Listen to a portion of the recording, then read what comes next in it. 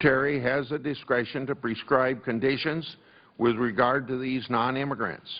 There's also discretion for the Secretary to waive on grounds of inadmissibility. While the more prudent course of action on this provision is to strike it, I'm offering an amendment that would put parameters on this program.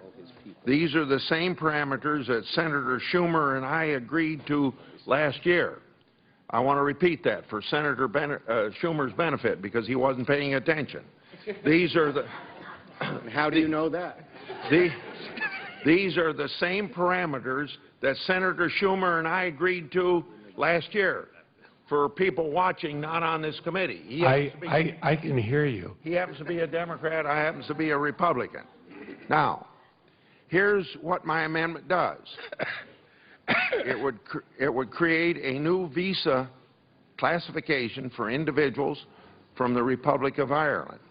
This E3B visa would allow individuals to enter the United States after an employer files a labor attestation with the Department of Labor.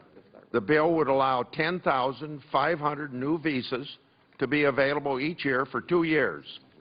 And the visa would be good for 2 years, although indefinitely renewable.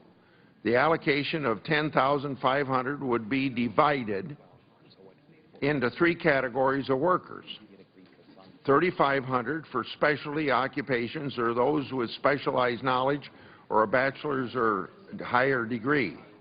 3,500 for aliens who have at least a high school education or its equivalent, and 3,500 for aliens who within 5 years of the date of application for a visa under this subsection have at least 3 years of work experience in occupations for which the aliens are applying. Both the principal alien and each dependent would be required to pay a fee of $300. The bill would prohibit individuals here on the Irish visa to be eligible for any means-tested public benefit. Finally, the bill includes a provision that triggers the implementation of the Irish visa program when, quote, the Secretary of State certifies that the government of Ireland provides immigration benefits to nationals of the United States that are similar, considering the relative population size of the 2 countries, to the benefits provided to nationals of Ireland under this act. Again, this is the concept that Senator Schumer and I had agreed to last year. I don't think that we should be creating special visa programs just for any country. I think that the whole purpose of the immigration bill, outside of even beyond the legalization part of it, the part that dealing with the legalized provisions of the Gang of 8 bill, is to provide workers that are needed for the United States, and wouldn't that same principle apply to Ireland as well as any other country or any other individuals coming here? But we should have better parameters than are in the Gang of 8 bill. So I urge its adoption and ask Senator Schumer that if it was good enough for without objection. I now ask unanimous consent that Monday, May 20th at 5 o'clock p.m. the Senate proceed to executive session to consider nomination calendar number 4546. That there be 30 minutes debate equally divided in the usual form. Upon the use or yielding back of that time, the Senate proceed to vote with no intervening action or debate on the nominations in order listed. Further, that a time be determined by the majority leader after consultation with the Republican leader, the Senate proceed to executive session to consider nominations 11 and 12, calendar number 11 and 12.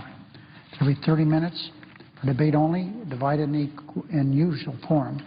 Upon the use or leading back of that time, the Senate proceed to vote with no intervening action or debate on the nominations in the order listed. Further, following the votes on calendar numbers 12, calendar number 46, the motion reconsidered be considered made and laid on the table with no intervening action or debate, and that no further motion be in order, and that any related statement be printed in the record, and that the President be immediately notified of the Senate's action, and the Senate then resume legislative session.